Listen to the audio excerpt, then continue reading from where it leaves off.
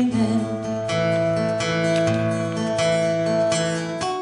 Hi, welcome to Inside the Sherman Playhouse. My name is Robin Fromm. I'm president of the Sherman Playhouse, and we have another exciting interview. It's going to be Lucinda, Rowe, and Michael Connolly, and this is their new album, Songs from the Shed 2. I'm going to lead in with that. And this is obviously the second installment. This was done in their recording studio that they're changing at this point. Thanks for coming, guys. Thank you. Thanks I appreciate it. Lucinda, let's go from the chronological beginnings of this duo, Okay. This local recording artist duo, and then maybe we can get to what the exciting plans are these days. Okay, great. Michael and I met in, I think, 2005. A long time ago. Yeah, I know, a long time ago. I was actually performing at a gig in Connecticut. He happened to walk in. We needed a guitar player, and really the rest is history. So, I mean, that's really how it happened. Very excited to have met him, obviously, and married him, which is even better. But he's a great guitar player and was performing my original music as if he had written it himself, and I knew right then and there, this is the best. So that's how we got together. We've been writing and performing together ever since. And the collaborative efforts that we have was really special because as a songwriter, I had never collaborated with anyone before. And I don't think you had either. Not at all, no. And that's hard to find that synergy. So we sat down and started writing together, and we've had some really nice success with the songs that we've done. Playing a lot of local gigs, as you know, and working locally as well, and touring along the way. So what was a defining moment? Was there a great tour that you said, we're just going to do this for a living? Probably the first gig we ever played. Yeah, yeah.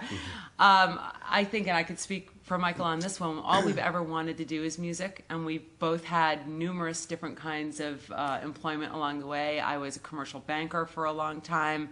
Michael was in landscaping. I really don't know how to do anything. Yeah. So this is it. You know, he built houses. He was doing all sorts of things like that. And I guess it was about 3 years ago we decided this is it. We're going to do nothing but music, and really kind of rearranged our lifestyle to make sure that that happened. So we've done nothing but music now for a good number of years. I think some of our audience members would be interested. Is that a scary decision? Oh, yeah. Yeah. And describe how it Look at him. how it felt. It was a risk. Yeah. It was really a risk. You have to really believe in what you do, and you have to make a decision to live fairly minimally, you know, which we do, and just... You have to take the good with the bad, too, because it's not all, you know... This is true. Sometimes Yeah, that you feast just your want to family. quit, but, well, you can't because there's nothing else to do at the moment. Right. So. Yeah. So, and it's like that in the arts. You know that. You know, actors, same thing. There are times and months and years where there's just so much work. This happens to be one of those years for us, so we're very lucky. And then there are the years where you can't get a performance to save your life. Yeah. So. And you guys are your own producers. You get your own gigs. We do. Oh, yeah, We're self-managed. Self-managed. And how does that go? How does that work? It's a full-time job. It It's is. a full-time job, right? Yeah, for sure. Knocking on a lot of doors. Yeah. Right. So describe how the recording came about and how you got your own studio. Well, that's your area. Well, you know, I've always been a fan of analog recording. I mean, that's why we all love all those old records and, you know, whatnot. But we put the studio in a shed on our property, on a little shed, basically because we didn't have any more room in the house for it. It's all big, old analog stuff. And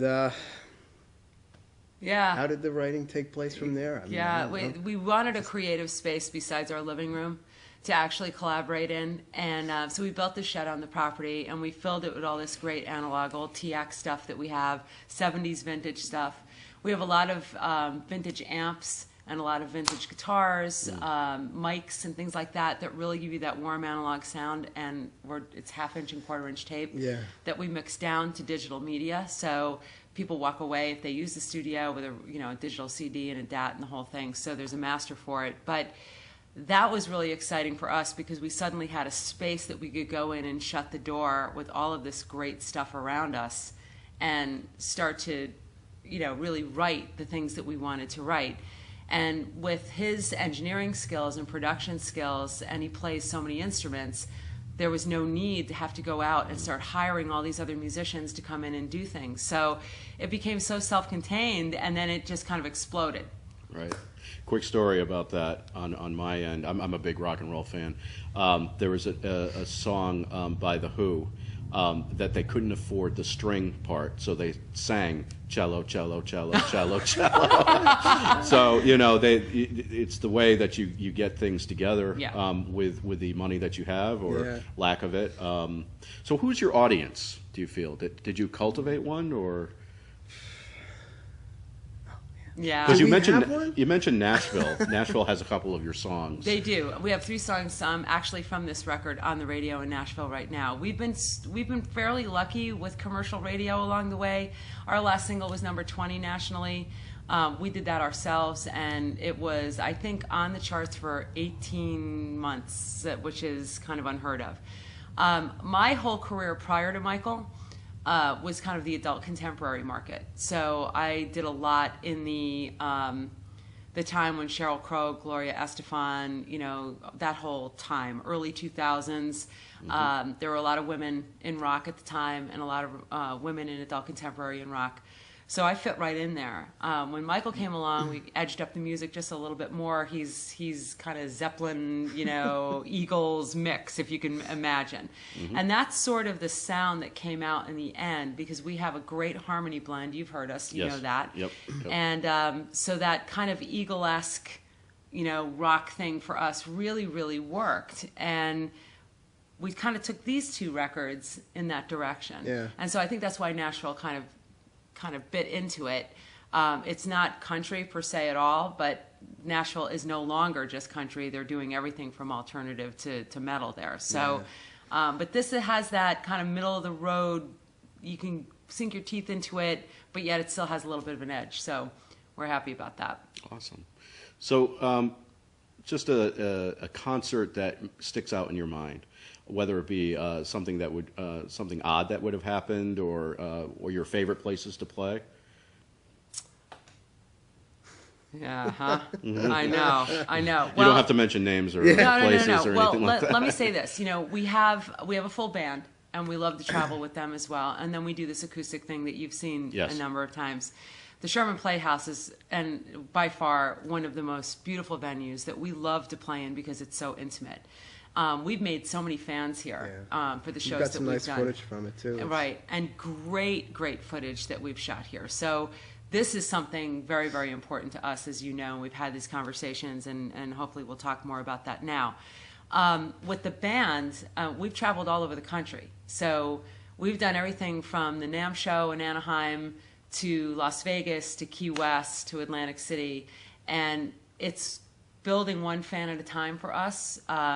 We have songs on iTunes, we have a website, but we don't really sell much product from that. Mm-hmm. We basically sell from the trunk of our car because we know that if we have, if we have an opportunity to do this and to sit and play in front of somebody, we're very lucky about selling product, and that's how we build our fan base. But we're surprised because we have fans as young as 14 and 15 years old that will email us and say, I was really touched by that, to people who are well into their 80s that want to go out and hear something that they can understand and relive a moment in their lives. So it's a pretty diverse audience that we have. Awesome. Okay, so you guys are educators as well in the music business. Yeah. Tell us about Route 7. Okay. I'll jump into that, and then we'll talk about the studio. Okay. So I'm a vocal instructor at Route 7 Music. We have a brand new performance space there. And that's in Brookfield, Connecticut? It is. It's in Brookfield on 355 Federal Road in Brookfield. We have a brand new performance space with full stage, professional sound, lights, probably seats about 50 people, maybe 65 if we have them standing. And we now are moving our recording studio, this analog, old school, kicking it old school studio, into the same performance space in the store. We have a lot of performances that are going to be going on there. Hopefully you're going to come and be a speaker for us as well. And we do an open mic on the first Monday and third Monday, right, of the month. We have student jams, we have workshops, we have lots of workshops coming up. We have Jim Weeder from the band coming in July. Very excited about that. But I have about 30 vocal students with the store. They range in age from 9 to 70, which is really great. We've got people discovering music for the first time in their lives, some in their 40s, 50s, and 60s, because now they're got the time to do it. So they're honing their craft. So we love that. So now that we have the opportunity to move the studio into this store, we have this really wonderful built-in audience of people who want to learn about that. So Michael's going to be engineering and producing for a lot of these people and teaching a lot about recording.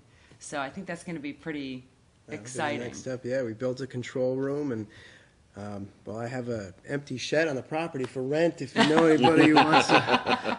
The lawnmower is going in now. Or maybe the dog, we're not sure. You can't name your album Songs from the Shed anymore. Well, we're actually going to keep the name. We're still going to call it We're going to still call it The Shed because that's where our roots were, and the success of these CDs came from that. So we want to continue that. Lucinda, I see your face brighten up when you talk about your students. Oh, yeah. I love them. And so what do you get out of it? It's a feeling inside? Absolutely. So many of the kids especially that come in that are shy, and they're trying to find some confidence and they're kind of afraid, and then they get comfortable and they start to trust you and you watch what happens to them.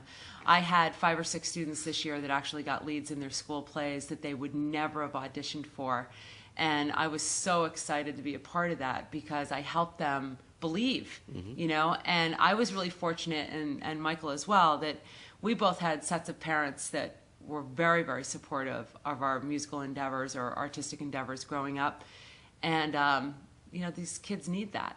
They need somebody there to champion them, to say, you can do this, And I teach contemporary vocals, so it's not opera, or something like that. I could never handle that myself. But the way I teach, you see progression very quickly, and that's exciting for them because if they're bored, they're not going to stay, So, and now at the performance room, they get to do mic technique and they get to be on stage, and it's great. With my audition training, a lot of times I lose my students because they get famous. Not famous, but they go into, I never see them again because they go to LA or Chicago or something like that. Does that happen with you guys? Or do you give them advice about going into a professional? A lot of them, parents especially, with it, I have a couple of 12, 13, 14-year-old girls that really want to do, like The Voice or American Idol or something like that. And, these shows on TV have really kind of maneuvered the business in a much different direction. They don't realize that these kids have handlers as soon as they, they get there. So educating them on the music industry itself and what's going on there, I think is really important. And in your business too as well. I modeled a long time ago, and that was kind of a industry that could be a cesspool as well. So, you have to be really careful. You have to be really careful. And if I can impart some of that experience, then I'm happy to do it. Yeah, so your modeling helped you with your stage presence, I'm assuming. Yeah, I was one of those kids, though, that I was on top of the coffee table tap dancing when I was, 2. So. You still are. Right. Yeah, right. that's true. That was just yesterday. Yeah, I wish, yeah. So I never really had a problem with that, but, Awesome.